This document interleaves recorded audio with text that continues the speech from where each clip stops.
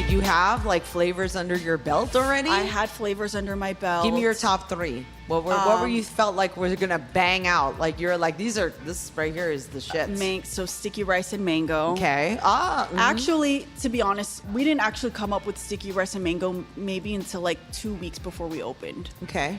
Sticky rice and mango was one of them. Burnt honey hojicha was another favorite of mine. Interesting. I don't know what you just called me, but it sounds cool. It's a caramelized green tea. Oh, yum.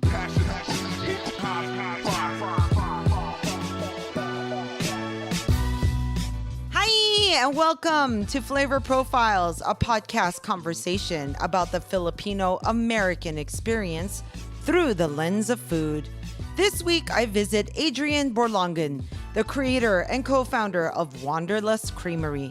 We chat about her background in food science, the milky inspiration for her business idea, and why she felt the need to purposely leave out Filipino flavors. Ooh-wee. Let's get into it. Flavor Profiles is next.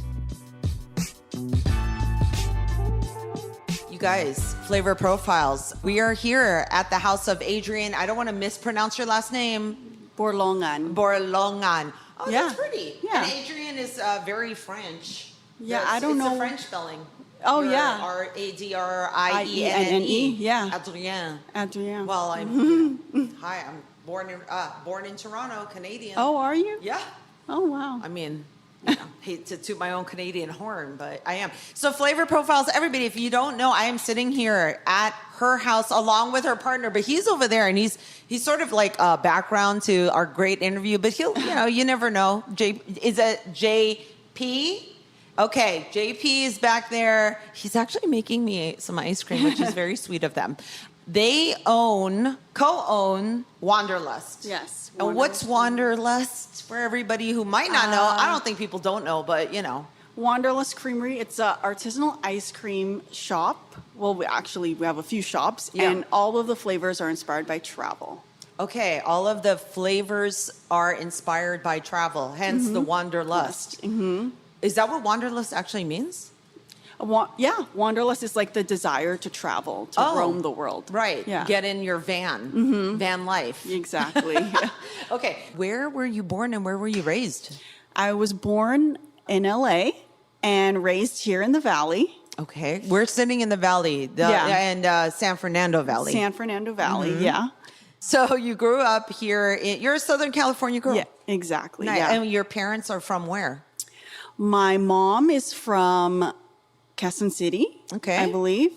And my dad is also, he was born and raised in Singapore and then moved to the Philippines when he was in college. Okay. So he's half Filipino and half Chinese. Okay. Growing up, I had a mom and a dad, but my dad was always off, quote unquote, off traveling. Okay. For work. He was Wanderlust. Look at that. And he would come be with us for a couple months at a time and then leave again to go to work. And then when I was 8, while you guys were here in the United States. Mm-hmm. Oh, okay. And then my mom and dad split up. And then I had a stepdad, but I would still always see my dad. My mom and dad were still really good friends. Okay. See him regularly, a couple months out of the year. And then when I was 8, he passed away. Okay. And I was told, oh, your dad, he doesn't have any siblings. He was an only child and both of his parents are dead. And so I'm like, okay. Wow. And so I never really knew much about my dad's side of the family. I met my grandma. I met my aunt. Yeah. And, I learned a lot about my dad's side of the family, which I never knew. Yeah. And growing up, I was always told, so, we were all raised in Singapore because we worked for San Miguel, or your grandparents worked for San Miguel. Yeah. Beer. Yeah. My grandma and my grandpa met working in a factory in Singapore. Okay. Because they used to make some of their products in Singapore. Sure. That's the story I was told growing up all my life. Yeah. And then after I started Wanderlust, somebody congratulated me and said, "Hey, you're following in your grandfather's footsteps." I said, "What do you mean?" He's like, "Oh yeah, you didn't know your grandfather was one of the lead chemists for Magnolia ice cream." Okay. Yeah. So you end up going to school here in SoCal, going to college at CSUN. Right, CSUN for what? Food science. Okay. Did you always know that's what you wanted to do? No. So I'm Filipino. My mom's like, and I didn't grow up very wealthy. My mom was always like struggling, like working, like single mom. Yeah, single mom. Yeah. And she's just like, you need to be a nurse. Right. She's like, that's the only way, route to financial freedom, financial security, just be a nurse. Because, I feel like everyone who immigrates here from the Philippines, it's like, they just want stability. They're not also because in the Philippines, that's what is also marketed there. Oh, really? So for you to come here, in the United States, it's not there, there's obviously a process. And you're put on a list for a very, very, very long time. Yes. People don't know that. That's the whole immigration story, right? And like, if you're on the list and you're like, I'm a nurse or I'm in healthcare, you probably have an easier time to get over here as opposed to I'm an artist. They're you stay your ass over there because we need people to work here. And the thing about us as Filipinos is we're the labor force around the world. So you end up not doing that, but you're in science. You go into science. Well, actually, I did go into nurse because she wanted me to do nursing. I did go into nursing, and it took like, and I don't know if you know this, but to be a nurse, like to get into nursing school, it's like I don't know. It seemed like everyone wanted to be a nurse when I was studying. It's very competitive, extremely. To be a nurse, and it's like you had to get, it was like 3-semester waiting list just to get into this one class. And, it took me, so for 2 years, I was taking all these prerequisites for nursing school. At CSUN or at a GC? At community college. Right. Like I was like driving everywhere from like Moore Park to Silmar to like anywhere I could get a class. Right. Because like I said, it was so saturated. And I was finally got all my prerequisites done, applying to nursing school. And I just realized like in that month, I'm like, I don't even want to be a nurse. Like, what am I doing? I'm changing my mind. Yeah. And so I went back to the drawing board. I'm like, okay, well, what a waste of 2 years. What do these classes also apply to? And I found out it also applies to food science. Okay. So I graduated, but I didn't even use my degree, to be honest. I was like bartending while in college, and I was making pretty good money. Oh, where'd you bartend at? Everywhere, I just felt like it was like good, easy money, and I only have to work 3 to 4, nights a week. I'm with you. That's called working smart. Yeah. You know how people are like, oh, work hard. I'm like, no, fuck that. Work smart, man. I was still into food and like, like cooking at home and baking at home and reading a lot and eating out a lot. Who taught you how to cook? Honestly, nobody. Just you. Actually, I learned a lot from college too. Like when we study food science, you learn the science of food and like. So they did teach you. There were things learned. There were things learned. Like you learn the science behind like how something brown, like Maillard reaction, and like how something caramelizes and browns, and then that goes into your technique of like, well, I'm not going to flip this yet because I need to really make temperature, all the things.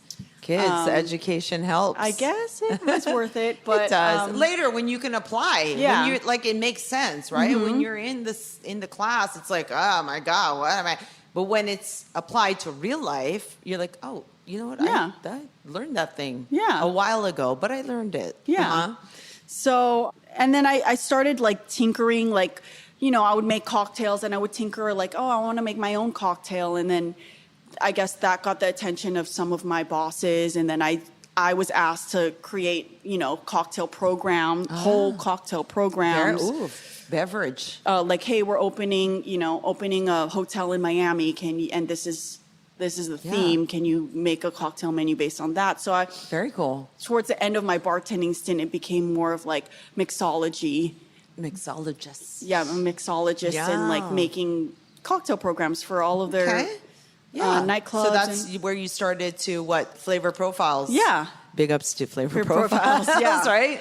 Started to dabble in that. And then, I don't know, I always had this intention of opening some kind of food business. Oh, you did? Later Okay. on in life. I just didn't know what. You know, I was just kind of like wasting my time. Not wasting my time, but I was like, I'm just going to do this for now until it like something really speaks to me. And then out of nowhere in the late 2014, I became obsessed with ice cream.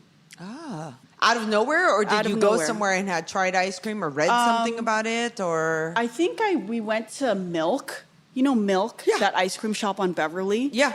And I waited in this long-ass line. I'm like, what's so great about this place? And it was like, there was another ice cream shop right across the street, no line. Yeah. There was an ice cream shop down the street on 3rd and Fairfax, no line. And I'm like, what is it about this one that has a line? And I saw this because they had basic ass flavors, but then they had some stuff that was like, you can't find at any other ice cream shop. Okay. Like unique. Yeah. Like specifically they had a Thai tea flavor. And I'm like, I mean, now that's not so unique, but at the time, I guess like people were going just for that flavor. And I'm like, what if, I had an ice cream shop and it was like, not your usual flavors. Okay. I kind of like identified a niche, I want to say. Like, I'm going to make flavors that speak to people's childhoods and nostalgia, but people that aren't white. I had several different business ideas in the past, and I would always like bounce them off of my JP. Right. JP, the partner, sitting there just listening to us talk crazy over here. And he would always be like, no. Like, I would say, like, wait, ooh. Was he on board with doing this ice cream thing? No, he wasn't. Did you tell him? Eureka, I have a moment here. Yeah. So I always have these moments, and he always shuts them down. Like, no, that's not a good business. You'll be out of business in for 6 months. Okay. But for some reason, with this ice cream idea I had, he's like, actually, yeah, that's a good idea. Okay. You get this space. You're R&Ding at home. How long did it take you from signing the lease, giving some money out, to opening your door? So we signed the lease, I believe, in late April, and we opened on August 28th. That's fast. Yes. Did you have like flavors under your belt already? I had flavors under my belt. Give me your top 3. What were you felt like were gonna bang out? Like you're like, this right here is the shit. So sticky rice and mango. Okay. Actually, to be honest, we didn't actually come up with sticky rice and mango maybe until like 2 weeks before we opened. Okay. Sticky rice and mango was one of them. Burnt honey hojicha was another favorite of mine. Interesting. I don't know what you just called me, but it sounds good. It's a caramelized green tea. Oh, yum. And it's really popular now, but at the time it wasn't so popular. Okay. But caramelized green tea with burnt honey. And then one flavor that we actually brought back just for this month. We don't have it. We don't usually have it, but it was Paulo Santo Mint Chip. I love Paulo Santo. There's a sweetness to it, right? Yeah. I don't know about eating it, but I mean, it sounds good. So, and I like mint. Yeah. So at the time, I had an uncle that lived in Peru. And I would ask him, hey, when you come here, can you bring me some Paulo Santo? Right.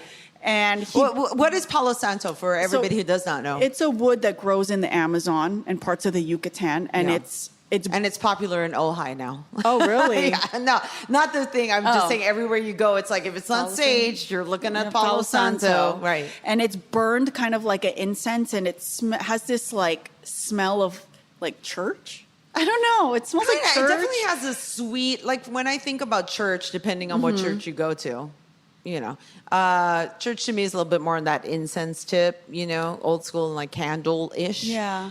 Palo Santo definitely has like a sweet, like marshmallowy. I can smell it in my memory bank right now. That's a great thing about smells, right? But it's hard to define for people. But my first thing is it's like sweet. Yes. It's definitely like a sweet, warm scent. Yes. Yeah, it's like comforting too. It's not, it's not aggressive. It is a little minty at the end. Okay. Do you smell that? Okay. I smell that. I will do, so that hence the mint chip. Yeah, so okay. I associate it with mint, but I had asked my uncle, hey, can you bring me back Palo Santo from Peru?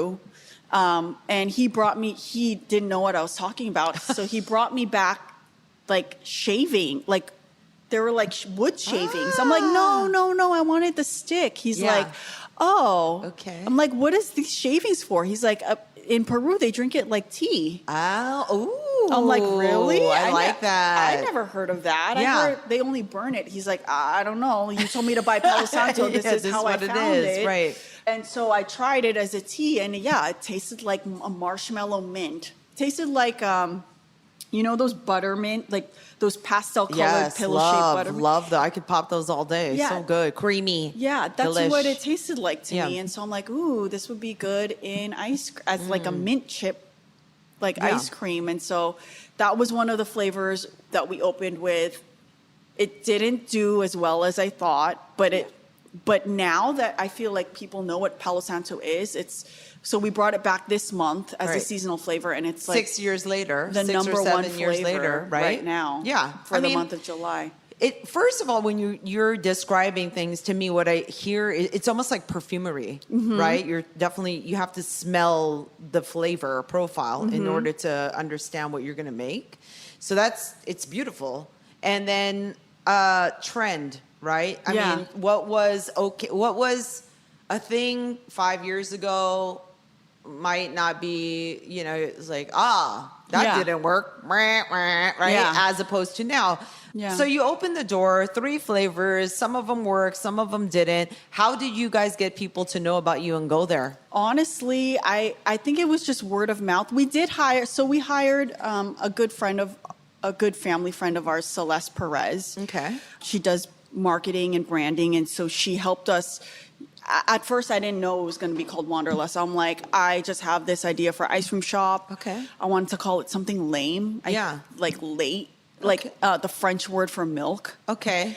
And I LAIT. Yeah. Uh-huh. And I made a bunch of flavors for her, and she sat down with me and tried it, and she's like, I don't like the name of your ice cream shop. I'm like, really? She's like, yeah. It was her and her brother, and they're like, yeah, it doesn't like speak to what I'm tasting. Like what inspired you to make these flavors? I'm like, I don't know. I shrugged. I'm like, I don't know, my Wanderlust. They're like, you need to call it Wanderlust Creamery. You need to make it artisanal ice cream based on travel. Artisanal. Uh-huh. And I'm like, oh, okay. And they're like, if you want, we can help you do that. And so we hired them to like help us with the opening, the branding, and they helped us with the first like month of marketing and PR, and they're like right before I even signed the lease, I started an Instagram account. Okay. And it was called Wanderlust? No, I forgot what it wasn't called. I renamed it Wanderlust when we knew it was going to be called Wanderlust. But I was posting pictures of ice creams and that you made, or like inspiration. Oh, that I made here at home with this machine. And I think one of my first posts was a picture of like the Paulo Santo one.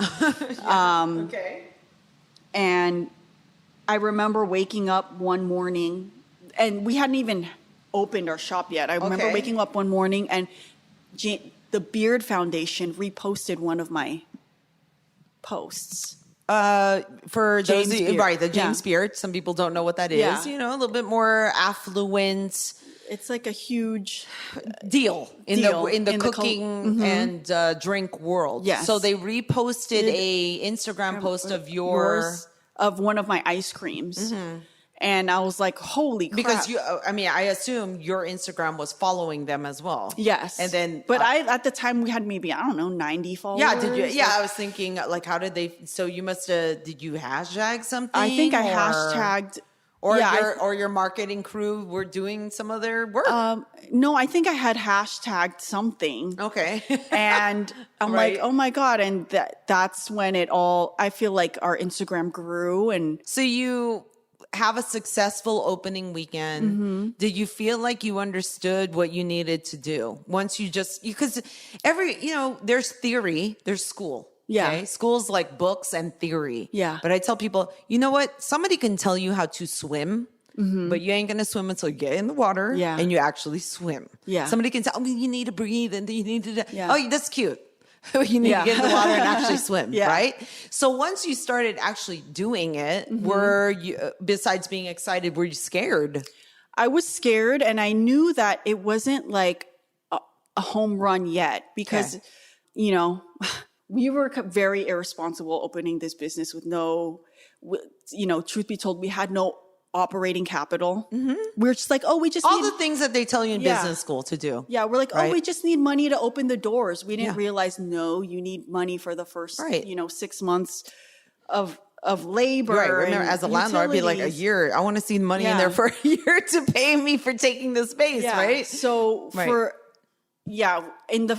would say in the first 8 months of business, we were using last week's sales to pay for this week's. It was like, it's so irresponsible. And I don't know, you know, don't should on yourself too much, right? Because there are so many businesses that open that are quote unquote responsible. They ain't here anymore, right? Yeah. Sometimes when you do have to scrap up and, you know, make your way, it gives you a sense of like, I've got to do this, right? Instead of you're not padded, nobody's going to catch you when you fall. Yeah. So sometimes I think the scrappy mentality is the best way to learn. And not always advisable. And that's really hard for you if you're like trying to get a loan. Yeah. The bank will be like, oh, that's cute, but we're not giving you any money, which things are changing now, right? So when did you first introduce a Filipino flavor profile to the mix? So, truth be told. Okay, let's get into truth telling. Go ahead. We knew, like, okay, this is Wanderlust. It needs to be flavors inspired by all over the world. Okay. I purposely That was the concept you had already. That's what we were doing. I purposely left the Philippines out for a long time. Ooh, shade. And this is why. I just knew, like, if we portray ourselves like, oh, we're a Filipino-owned business, I feel like... And things are different now, but at the time, I felt like if we were like Filipino facing, people, we would isolate our customers. Okay, we would kind of pigeonhole ourselves. So, did you know who your customers were at the time? So when we opened, it was like everyone, from all walks of life, all different races, because it was like culturally neutral. I want to say Wanderlust. It's like I mean, ambiguous. Yeah, ambiguous. Okay. Yeah. But I felt like if we, you know, if we started putting all these Filipino flavors in the case, I felt like it would just be only Filipinos coming. And that would scare away other customers. What are our others? Are we trying not? So here's the thing. When I hear you, what I hear is a lot of like, I'm trying to get mainstream to come to the thing that's not mainstream. Exactly. But is mainstream to you, right? Which it could be defined to a lot of people. Is mainstream a nice way to say white? Yes. Okay. Yeah. So that's an honest answer, right? And this is the thing I want to say. I don't think that's like a raw, like there's no right and wrong. You do what you do, right? That's how, and when people are in business school, let's say JP's over there, business school, he knows what I'm talking about. That is taught to you, right? Like you're not really encouraged to do the niche thing. Exactly. Right. And your business was already niche enough. That's kind of what I hear from the story. So you're like so niche-y and you want everybody, but it is also pitched to us that the money is going to come from a certain set. Yeah. Right. And you're also in the Valley. There's a lot of things at play. So Filipino flavor profiles, even though you're Filipino, your partner is Filipino, was there even a single Filipino flavor profile on deck? There was. Okay. Oh, wait, there was one when we opened. What was that one prized Filipino flavor? And it was sweet cream ice cream with latik in it. Ah, so coconut. Yeah, there was like fried. You know, we fried coconut milk or coconut cream to get the curds, crispy curds, brown curds. It was freckled all throughout the ice cream, but we didn't call it latik. Okay. Now when we make it, we're like, oh, fuck it. We're calling it latik. But back then we called it coconut beurre noisette. Yeah. And we don't fuck with that. We don't fuck around anymore. We call things like when we make sapin, we say sapin. Okay. But back then, if we did 6 years ago, guys. Yeah. Just 6 years ago, we would have to like Americanize it. Okay. You know? Again, another nice word for whitewashing. Whitewash it. Right. And it's sad to say that that's how we had to do things because, you know, to get to get a write-up in LA Times, to get a write-up in, a Time Out LA. I felt like back then you had to, you almost dumb it down for people. And I feel like, and this was an unintentional side effect. When we do make Filipino flavors now, there's people that didn't know that Wanderlust is owned by Filipinos. Correct. And it means so much more to them. 100%. And yeah. Do you feel like, okay, first of all, I don't know if you speak Tagalog or Ilocano or understand it. I understand Tagalog. Right. Okay. I speak it poorly. Right. Like myself. Yeah. So, because when I hear you, it's like, and when I see you, I can identify quickly, right? Filipino. We all are. I'm like, I know my own. So doing this business, right? And of course, we're in a time now, 2021, post-pandy. Okay. A lot of wokeness going on. Yeah. Do you feel like when you started as to now, many years later, you also have children, right? So I think that also identifier. Do you feel like you've come into your identity more being a Filipino woman? Did you always like being Filipino, not? Or was there like a conflict about it? I don't know if there was a conflict. I just felt like to succeed as a business, yes, we had to be American. Like very, right. Even though to you were like pedestrian, plain, not my jam. But then the overall business, you're like, I need to appeal to a very wide swath. Yeah. Okay. Yeah. All right. So what changed your mind? Well, we still do flavors from, we do Filipino flavors, but Correct. we I don't know if you know this, we only save it for October. Every October. I'm aware. Okay. October every year we do all Filipino flavors, and because we're still trying to maintain the whole Wanderlust thing. Okay. But now I feel like now that we're established and people know our brand. Okay, which is what do you think your brand is? I think our brand is, higher quality ice cream and not so run-of-the-mill flavors. Okay. So premium. You're a premium brand. I when I hear you speak, at least for me, correct me if I'm wrong, feels very boutique, like I said before, artisanal. Yeah. Again, out of the box, but not off-putting. Exactly. Right? Like it's attractive and sort of, I'm interested. Yeah. What is this? Hopefully it's good. Yeah. Okay.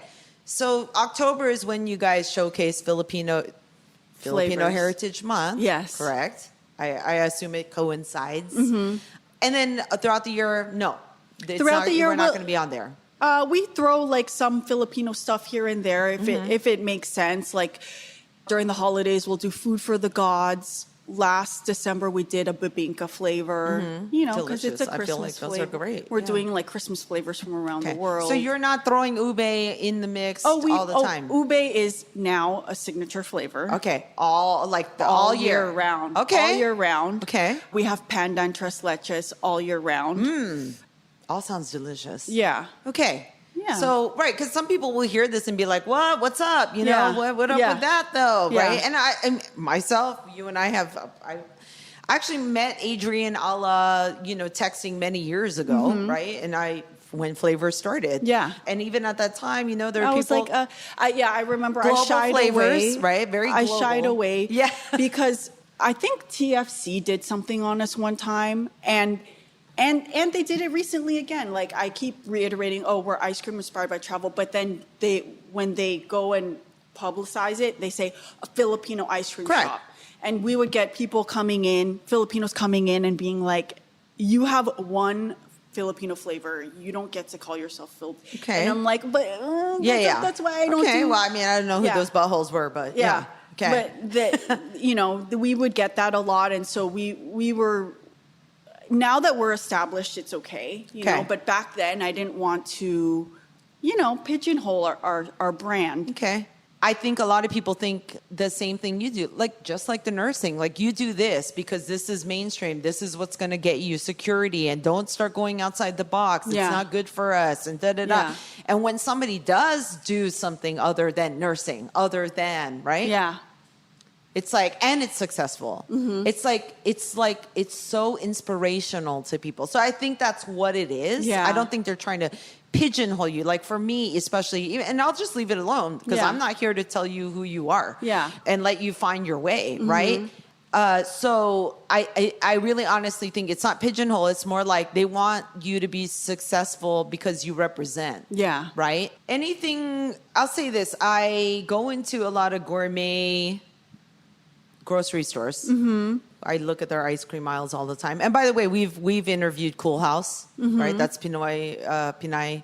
It's two women that own it. One of them's Filipino. Oh, okay. And, I see where people take their businesses. And I see tons of ice cream stuff. And there's some that I'm like, ooh, I love them. Yeah. I'm so excited. I see things. Do you ever think that's something you guys want to do? Wanderlust ice cream sandwiches or pints and whatnot in Gelson's down the street. We've had a lot of interest in that, inquiries about that. And, we've gotten to a point where, I used to make ice cream 3 gallons at a time when we had our first store. Then now we're at 5 stores. We also have an event side. Yeah. We also sell our pints online. Oh, an event side? Like you guys throw event, like cater? We do smorgasbord every Sunday. Correct. And we do cater. We have like every weekend there's a wedding or two. Right, nice. But now that we're where we're at, we can't make ice cream the same way. It's a different business, I feel like. Yes. And to get into retail, like on grocery shelves, is a completely different business than it's a different animal. What we do. And so it's not a business that we're interested in learning. Okay. Well, it's not on deck right now. Yeah, it's not on deck. So right now you're just trying to make things get through what we all have experienced. And so, again, you guys are raising a family. It's completely different, like priorities. I just ask because it's very, we started the podcast many years ago. It was 2017. And it's fun to hear, because I've followed up with people for this new season and hear them 4 or 5 years ago where they thought they were what they were doing to now. So, this is where you're at now, headspace wise. I'm sure bandwidth, it's like, I can't even think of that. Yeah. So it's cool. As long as I feel like, how many locations do you guys have? 5. Where are these 5? The original one in San Fernando Valley in Tarzana, Atwater Village, Venice. Oh. Pasadena. Okay, Venice. You're in there with the big boys, like, the Salt and Straws, right? And Jenny's. The last one is on 3rd and Fairfax. Okay. And then we have number 6 and 7 in the pipeline. 3rd and Fairfax, down from the down the street from Milk. Yeah, exactly. The original inspiration. Yeah. Well, that's, I don't know if they'd appreciate knowing that, but you got inspired from them and full circle. Yeah. Cool. Okay. Everybody, flavor profiles. I've got to get out of here. These people have lives. I really appreciate you sharing the story. It's a great story. But much success to both of you guys the whole, the family and everybody who works for you.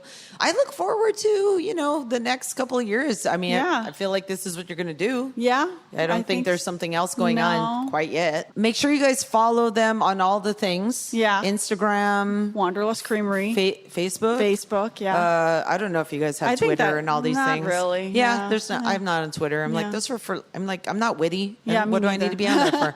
So follow us and subscribe to us and tell your friends. Especially, great interviews like this happen because y'all subscribe.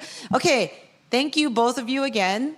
Wanderlust is open every day? Every day, noon to most of the time 11 p.m. Oh, you guys are late game, go there after dinner. Yeah. Yeah, they have 5 locations. They're somewhere where you're eating at, I'm sure. So thank you again, Miss Adrienne. Yes, I appreciate it. you. Flavor profiles, everybody. Peace and milk grease or ice cream grease. See you guys later. Bye. This episode is brought to you by the team at Flavor Profiles. Follow us on Instagram and be sure to subscribe to us on Apple Podcasts and Spotify and wherever you listen to music, audiobooks, and other podcasts. Make sure to write a review and tell your friends and family. Thanks for listening to this episode of Flavor Profiles. Peace and adobo grease.